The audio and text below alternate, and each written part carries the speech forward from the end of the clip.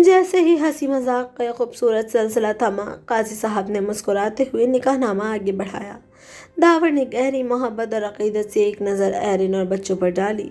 कलम हाथ में पकड़ा और जैसे ही वह इंतहाई फितरी अंदाज में निकाहनामे पर दस्तखत करने के लिए आगे झुके, ठीक उसी पर लाउंज में लगे भारी रेशमी पर्दे के पीछे एक ज़ोरदार सरसराहट हुई। सबकी नज़रें उस तरफ उठीं और अगले ही लम्हे पर्दा हटाते हुए इब्राहिम शाह वहशियाना अंदाज में बाहर निकल आया। उसके हाथ में चमकती हुई कलाशनकोफ थी और उसकी आंखों में जुनून और खून उतरा हुआ था। उसने बाहर निकलते ही एक भयानक कहकहा लगाया और एरिन की तरफ गन तानते हुए शाहाना और जालिमाना अंदाज में गरज कर बोला, मैं ये शादी नहीं होने दूंगा।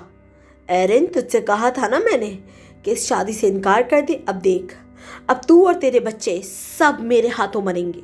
इससे पहले कि हॉल में मौजूद कोई शख्स कुछ समझ पाता, इब्राहिम शाह ने इंतहाई फुर्ती से बंदूक का रुख उन मासूमों की तरफ किया और अंधाधुंध गोलियां चलाना शुरू कर दी। गोलियों की तड़तड़ाहट से पूरा लाउंज गूंज उठा।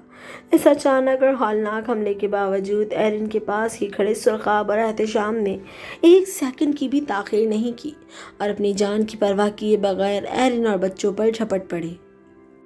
दूसरी तरफ से दावर और सुलेमान ने भी अपनी जगहों से उछलकर एरिन की तरफ छलांग लगा दी।